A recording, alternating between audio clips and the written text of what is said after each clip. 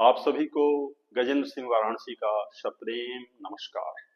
हमारे YouTube channel सत्य प्रेम करुणा में एक बार पुनः आपका हार्दिक स्वागत है। आज मैं एक दुर्दांत अपराधी की, दुर्दांत हत्यारे की कहानी सुनाने जा रहा हूं।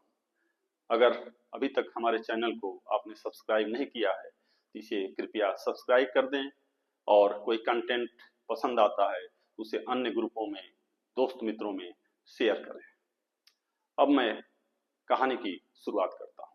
जी हाँ, एक दुर्दांत हत्यारे की, एक दुर्दांत डाकू की कहानी है जिसकी चर्चा बौद्ध साहित्य में मिलता है। जी हाँ, आज मैं बात करने जा रहा हूं डाकू अंगुलीमाल की। प्रसेनजीत सम्राट, मगध सम्राट प्रसेनजीत के समय की एक कथा है कि श्रावस्ती नगर में एक दुर्दांत डाकू रहता था जिसका नाम अंगुलीमाल था। वो बचपन से ही बहुत ही उपद्रवी, हिंसक प्रवृत्ति का था। हालांकि उसकी मां ने उसका नाम अहिंसक रखा था, लेकिन उसका आचरण टोटल हिंसात्मक था। उसने एक प्रतिज्ञा ले लिया कि मैं 1000 लोगों की हत्या करके उनके अंगुलियों की माला बना करके गर्दन में पहनूंगा। बड़ा ही खतरनाक उसने संकल्प, प्रतिज्ञा ले लिया। वह नगर से निकल करके, गांव से निकल करके पास के घने जंगलों में अपना अड्डा बना लिया, और जो लोग भी उस रास्ते से गुजरते थे वो फरसे से उनकी गर्दन काट देता था, और बड़े ही मुस्कुराहट के साथ अंगुलियों को काट करके माला बना करके गर्दन में पहनता था। शुरू शुरू में उसकी माँ उसको समझाने के लिए जाती थी, बेटा यह कृत्य मत करो, यह पाप मत करो, लेकिन उसके ऊपर कोई असर नहीं पड़ता था। प्रसेनजीत तक, सम्राट प्रसेनजीत तक यह बात पहुंच गई। उन्होंने भी उसको पकड़वाने का बहुत प्रयास किया, लेकिन घना जंगल होने के कारण वह हर बार बच जाता था। इस तरीके से उसने 999 लोगों की हत्या करके, माला बना करके, 999 अंगुलियों की माला बना करके गर्दन में पहन लिया। केवल एक बच गया था, एक आदमी की हत्या करना बच गया था। अब तो मां ने भी जाना बंद कर दिया कि पता नहीं अपनी प्रतिज्ञा पूरी करने के लिए मेरी भी हत्या ही कर सकता है, मेरी भी हत्या कर एक अंगुली माला में गूंथ करके पहन सकता है। मां ने भी जाना बंद कर दिया। उसी दौरान गौतम बुद्ध, भगवान बुद्ध अपने भिक्षुओं के साथ चतुर्मास के लिए, वर्षाकालीन वास के लिए श्रावस्ती नगर में डेरा डाला। गांव के लोग इकट्ठा हो गए, सारे नगर के प्रतिष्ठित लोग पहुंच गए। भगवान हमारी पीड़ा सुनिए। गांव के लोग भयभीत थे, आतंकित थे। बुद्ध ने कहा, बताओ बताओ क्या बात है। गांव के लोगों ने कहा कि भगवान, एक दुर्दांत डाकू पास के जंगलों में रहता है और जीना हराम कर दिया है। 999 लोगों की हत्या कर चुका है, उनकी अंगुलियां काट करके माला बना करके पहने हुए है, और उसकी प्रतिज्ञा में एक अभी कमी रह गई है, एक आदमी की हत्या कमी रह गया है। और गांव के लोग बड़े आतंकित हैं, भयभीत हैं कि कब किसका नंबर आ जाए। बुद्ध ने कहा, रास्ता बतलाओ। गांव वालों ने इशारा किया, इसी रास्ते पर आगे जाकर के जंगल में पहुंचता है, वहीं कहीं उसका अड्डा है। बुद्ध ने कहा, मुझको तो जाना पड़ेगा। भिक्षु परेशान हो गए, कहे, भंते वह दुर्दांत डाकू है, आपका जीवन हम लोगों के लिए कीमती है, समाज के लिए बहुत कीमती है, आपको क्षति पहुंचा सकता है, आप मत जाइए। लेकिन बुद्ध निर्भीक होकर के चल पड़े। जंगल की तरफ ज्यों ज्यों आगे बढ़ते चले गए, घना जंगल दिखाई देने लगा। थोड़ी दूर पर उनकी निगाह पड़ी तो देखिए एक शिला पर, एक पत्थर के शिला पर एक भयानक चेहरे वाला दुर्दांत आदमी फरसा लिए हुए बैठा हुआ था। वह वहीं से चिल्लाया, अय सन्यासी। चूंकि बुद्ध गैरिक वस्त्र में थे, भगवा वस्त्र पहने हुए थे, वो समझ गया कि यह साधु है, सन्यासी है। और उसको मालूम था कि साधु सन्यासी भी थोड़ा अलग किस्म के होते हैं। वहीं से चिल्लाया कि ठहर जाओ, नहीं तो एक ही फरसे में तुम्हारा गर्दन काट दूंगा। क्या नगर के लोगों ने बताया नहीं तुम्हें डाकू अंगुलीमाल के बारे में कि मेरी प्रतिज्ञा में केवल एक कमी रह गई है, एक आदमी की हत्या करना रह गया है, वो मैं आज पूरा करूंगा। वो मन ही मन प्रसन्न भी होने लगा कि आज मेरी प्रतिज्ञा पूरा करने का अवसर विधाता ने दे ही दिया। बुद्ध के ऊपर उसके भयानक अट्ठास का कोई असर नहीं पड़ा। मंद मंद मुस्कुराहट के साथ बुद्ध आगे बढ़ने लगे। एक बार पुनः चिल्लाया, ठहर जाओ। बुद्ध ने कहा, ठहर तो मैं कब का गया हूं, रुक तो मैं कब का गया हूं, भागे हुए तुम मेरे पास चले आ रहे हो।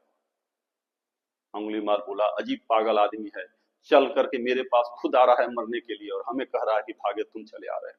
लेकिन आप जानते हैं बुद्ध पुरुष की एक आभा मंडल होता है, एक औरा होता है, और जो उस क्षेत्र में प्रवेश करता है वो धीरे धीरे उसमें बदलाहट शुरू हो जाती है। बुद्ध आगे बढ़ते चले गए, करीब उसके पहुंच गए। वह एक बार पुनः चिल्लाया कि लौट जाइए, नहीं तो एक ही बार में गर्दन अलग कर दूंगा। बुद्ध ने मुस्कुराहट के साथ कहा कि ये सामने जो पेड़ पर टहनियां दिखलाई दे रही है, कहा क्या इसको काट सकते हो? और वो पहली बार सोच में पड़ गया और बुद्ध को लगा कि मेरी भी बात मानना शुरू कर दिया है। वो फरसा उठाया और एक ही बार में पेड़ की दो टहनियों को काट गिराया। बुद्ध ने मुस्कुराहट के साथ कहा, अब इसको जोड़ दो। पहली बार वो दुर्दांत डाकू घबराया, जोड़ दें? ये कैसे जुड़ेगा? बुद्ध ने कहा, तुम कितने निर्बल हो, कितने कमजोर हो, कितने अशक्तिशाली हो कि काट तो सकते हो लेकिन जोड़ नहीं सकते। और जिसे जिसे जोड़ने की कला नहीं आती उसे काटने का कोई अधिकार नहीं है। काटना तो बहुत आसान है, तुमने हजारों की गर्दनें काट दी, लेकिन एक गर्दन जोड़ करके दिखाओ। वह अंगुलीमाल पसीना पसीना हो गया, बुद्ध की चरणों में देखने लगा। बुद्ध का आभा मंडल, बुद्ध का तेज देख करके उसकी आंखें चौथिया गई, आंख मिलाने का उसमें साहस नहीं रहा, गर्दन झुकाए हुए बुद्ध के चरणों में गिर गया। भगवान मुझे अपना लो, मुझे भिक्षु बना लो, मुझे अपनी शरण में ले लो।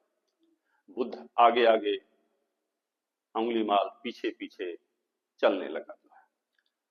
लोग गांव में नगर में पहुंचे, सारे भिक्षु बुद्ध को सुरक्षित देख करके प्रसन्न हो गए और अंगुलीमाल को देख करके उन्होंने राहत की सांस ली। वो समझ गए कि यह जो है बुद्ध की शरण में आ गया है। बात सम्राट प्रसेनजीत तक पहुंच गई। वो भी भागे भागे बुद्ध से मिलने के लिए आए, क्योंकि उन्हें पता लग गया कि बुद्ध जंगल की तरफ अकेले गए हुए हैं।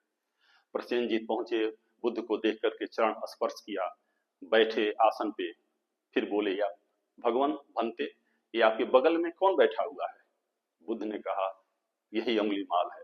यह सुनते ही प्रसेनजीत खड़ा हो गया और म्यान से खड़क निकाल लिया। बुद्ध ने कहा, परेशान मत हो, यह वह अंगुलीमाल नहीं है जिसे तुम जानते थे। और अंगुलीमाल सिर झुकाए हुए मुस्कुराहट के साथ बोल रहा था, बुद्धम शरणम गच्छामि, धम्मम शरणम गच्छामि, संघम शरणम गच्छामि। जैसा कि प्रत्येक भिक्षु को करना पड़ता था, नगर से भिक्षा मांग करके लाना पड़ता था। अगले दिन भगवान बुद्ध ने अंगुलीमाल से कहा, भिक्षा पात्र ले लो और जाओ गांव से भिक्षा मांग करके ले आओ। ज्यों ही ये गांव में खबर पहुंची कि अंगुलीमाल आ रहा है, धड़ाधड़ लोग दरवाजा बंद कर लिए, अपने छत पर इकट्ठा हो गए। गांव में ज्यों ही अंगुलीमाल पहुंचा, लोग पत्थर बरसाने लगे, लहूलुहान होकर के गिर पड़ा। जिसके नाम से लोग भयभीत होते थे, वह सारे लोग बहादुरी का प्रदर्शन करते हुए निहत्थे आदमी पर पत्थर बरसा रहे थे, हर्षित हो रहे थे। और अंगुलीमाल लहूलुहान होकर के धरती पर गिरा हुआ था। बुद्ध को ज्यों ही ये सूचना मिली, भागे भागे आए, अंगुलीमाल के पास बैठ गए, प्रेम से उसे सहलाया, पूछा, अंगुलीमाल तुम्हारे मन में क्या चल रहा है? अंगुलीमाल ने कहा, भगवान ये नासमझ लोग हैं, इन्हें पता नहीं है कि ये क्या कर रहे हैं। और धीरे धीरे सर नीचे किए हुए मुस्कुराहट के साथ बोल रहा था, बुद्धम शरणम गच्छामि, धम्मम शरणम गच्छामि, संघम शरणम गच्छामि। ये कहानी आपको कैसी लगी, इसको कमेंट बॉक्स में जरूर लिखिएगा। एक बार पुनः सादर प्रणाम।